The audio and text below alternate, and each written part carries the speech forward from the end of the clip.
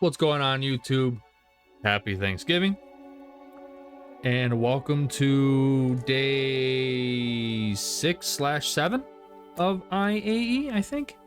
Or 5/6. I'm combining the two videos into one just because I didn't have the time after work to get the Consolidated Outlines video done.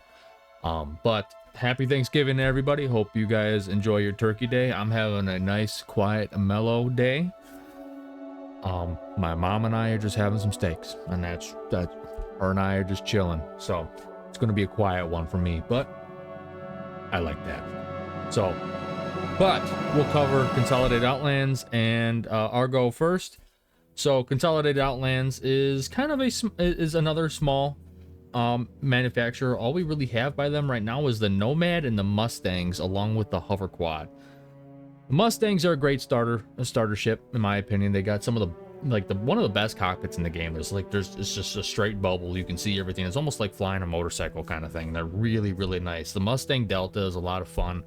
It's not surprisingly, it's actually not the best Mustang combat, just because the G's are kind of lacking. The Alpha actually holds its own in combat pretty well for low to mid tier bounties, and it's really, really nice. The other one, the Beta, is actually one I like too, just because it's got a bed in it. You know, you can turn the chair around, get out of the chair, and you got a little bit of a living quarters. You got a bed, you got a sink, you got a toilet. It's really nice.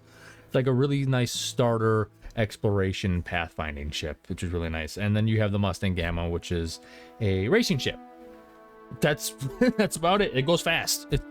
It's actually not my favorite racing ship, but I think it's my second favorite next to the M50, to be completely honest with you.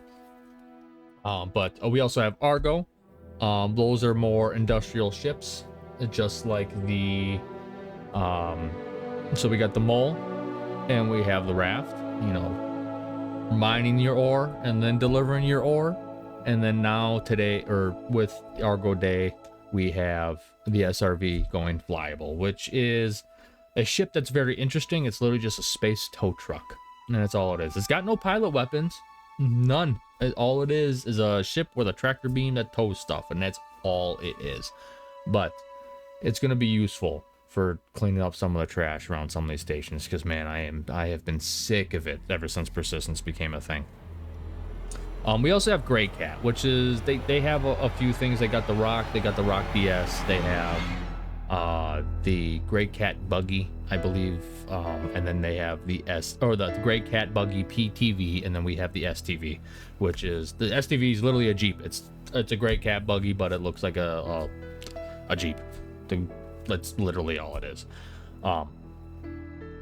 But for Anvil Day, Anvil is a ship manufacturer that is more focused on military contracts. You know, we have on lore for the UEE, there was always like a rivalry for military contracts between Aegis Dynamics and Anvil Aerospace. And I forgot what kind of lore thing kind of happened where UEE moved away from Aegis Dynamics and went to Anvil, but now Anvil is basically the primary ship manufacturer that gets the military contracts with the Anvil Arrow, the Hornets, the F8 Lightning, and stuff like that. Oh, and the Hurricane as well. But Anvil's got some awesome ships, man. Like, to be honest, I've been an Aegis guy since day one, but I have noticed that I have more Anvil ships in my current hangar right now than I do of anything else. I have one Aegis ship in my hangar, and that's the Saber. Other than that, I have the F8 Lightning, I have a Pisces, I have I said the F8 Lightning already. I have a Valkyrie, you know, and I have kind of a mismatch kind of stuff. Like, I got Crusader, Anvil, blah blah blah blah. But out of everything I own right now, I actually own more Anvil than anything, which is surprising. But yeah, they make really great ships. I think the only ship I really honestly don't like from Anvil is the Gladiator.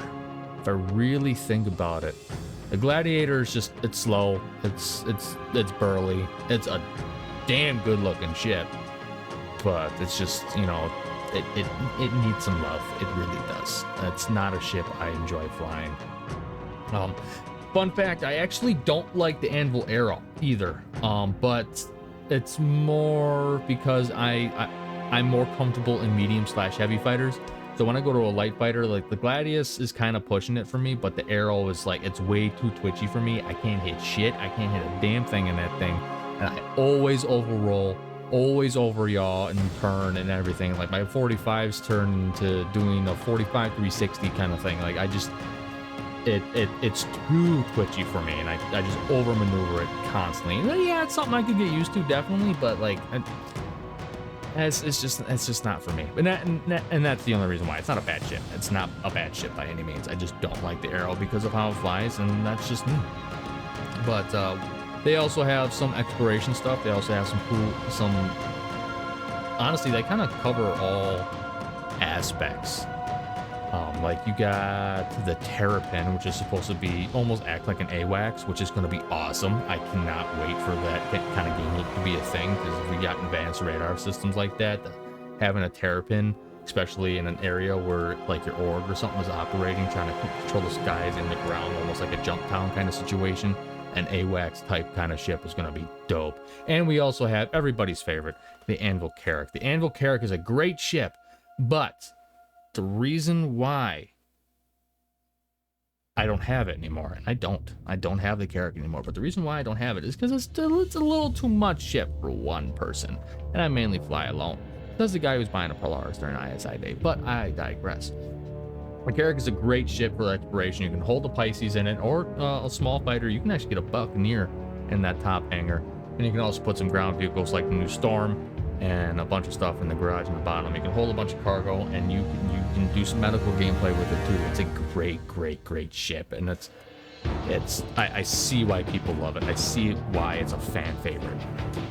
But we're gonna go take a look at the holo tables. I'm gonna show off consolidated outlines in Argo first. There's only one holo table for consolidated outlines, and then we're gonna take a look at the Anvil holo tables from there, and then we will wrap up afterwards. So for the holo table for the consolidated outlines in Argo Day, looks like this is the Pioneer, which is actually the first time I'm actually looking at the Pioneer, I believe.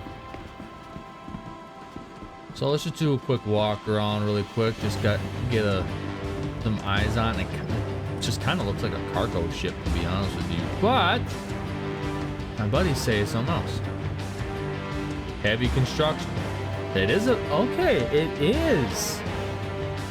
It is a base builder. That's cool. Probably not something I'm gonna own, but something somebody in the org might be. After the auspicious debut with the Mustang, Consolidated Outline has gone and changed the game again with the reveal of the Pioneer. This self-contained mobile construction yard is capable of creating planetary modular structures, ushering a new wave of aspiring colonists to customize their new home on the frontier. That's the base building, man. That's the base builder. I am so excited for base building in this game. Like I'm probably not going to do a whole lot of the base building itself, mainly because I leave that for better men. But I'm curious to see, because the org's going to have a base at some point. And I'm curious to see how some of this is going to go. Maybe I'll mess around with it a little bit myself. But a Pioneer, the base builder, I'm loving that. All right, Anvil holo tables. Before we check out the holo tables for Anvil, you know we have to look at the F7A Mark II. The Butimus Hornet with the landing gear is actually kind of broken right now. That's interesting. But this is the only fighter as of right now, aside from the Suntucky, which I'll probably be borrowing. But the only Anvil fighter, or human fighter, that we don't have our hands on right now that I'm looking forward to. Since we have the F8s, but we do not have the Hornet Mark II. And it's very Butimus. Very, very Butimus.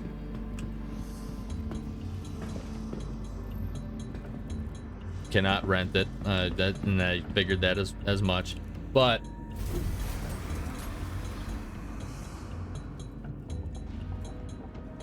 the cockpit in this thing is so nice.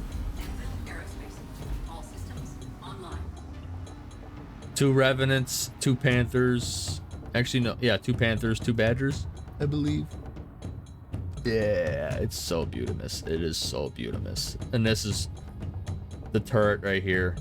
And the turret up there is the turrets that we were using on the Murder Hornet build. Wow, look at this beauty. How fun would it be to own one? For real, bro. It's so awesome. I love it. All right.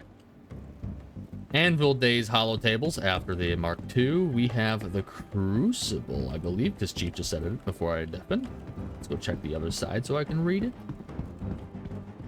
Crucible. What does the Crucible do anyway? I forgot what that was. Oh, it's a heavy repair. Okay, that's right. That's what it is. It's a repair vessel. Nice. Not my cup of tea because, you know, I'm going to rely on other people to do that because I want to fight. But it's definitely a cool looking ship. Definitely. All right, let's check in the other side. It's empty. Oh, there it goes. Oh, that's the Liberator, isn't it? That's the Liberator. Yeah, the Liberator. Transporter. It's got some flight decks over there. I believe it does a little bit of repairing too. And I think you can spawn ships on this. I think from what I heard, there might be an ASOP terminal in there that like you can spawn like your little fighters and stuff on it. I think. Don't, correct me if I'm wrong, but that's fucking cool. Not something I would get personally. I think if I were ever to own one, it'd be a buy-in game kind of thing. But I definitely would have use, especially if the org gets bigger. I definitely would have use for it. I just can't justify the use of it yet. That's a cool looking ship though. Little aircraft carrier. I like that. I'd take that over the Kraken. Just saying. And then here's something that I've been on and off on, because again, I would have some use for it, but I already have a Valkyrie. But the Legionnaire is so cool looking. Little drop ship, you know, it can board enemy vessels to the docking collar because it's got a docking collar in the nose here. It's really cool. Little boarding drop ship. When the operation calls for a hostile takeover of an enemy vehicle or station, the Anvil Legionnaire is ready to report for duty. With 8 drop seats, versatile docking options, and an advanced security infiltration system, even the most difficult boarding actions is feasible with the Legionnaire in your fleet. And it is cool. And right now it actually gives you a hoplite for a loaner, which is really nice because you can't go wrong with a Vanguard, even though it's just a hoplite. Oh man, it's definitely a cool looking ship. I cannot wait to see this flyable. Like I said, I've been on and off on it for a little bit. I'm gonna hold off on it for now. If one of my buddies ends up getting it, when it goes flyable, I'll probably borrow it, see how I like it, and kind of go from there. But VTOL thrusters right here for landing operations, because you got the ramp right here. I don't know how many jump seat it has, and then you have the docking collar right in the front. This thing is cool. This is actually the first concept ship I ever saw, because it went in concept when I first started playing SC during that Invictus. So I think that was Invictus of 2022, I believe. That's a cool ship, man. So that is a combination of Industrial Day with Grey Cat and Argo and Anvil Aerospace. Gave you guys my thoughts. Anvil has some great ships. It's just some of the ships I just don't personally find use for me. But the Legionnaire might find a spot. Same with the Centurion. I know I didn't show the Centurion, but when base building comes out, that might be a needed thing. But yeah, that is the day. I'm glad we actually had some more holo tables for Anvil today. But tomorrow is Misk Mirai Day, and I'm somewhat excited. I don't think it'll happen, so I'm not going to say it. But I'm somewhat excited for Mirai specifically, just because, you know, Mirai is seeming very promising just by, you know, they rebranded the Razors as Mirai, which I'm cool with. I'm 100% cool with. And then we have the Furies, and I think Mirai is going to have some nice stuff for us in the future. But I want to wish you guys all a happy Thanksgiving once again, and I will see you guys tomorrow. Alrighty? Have a good one.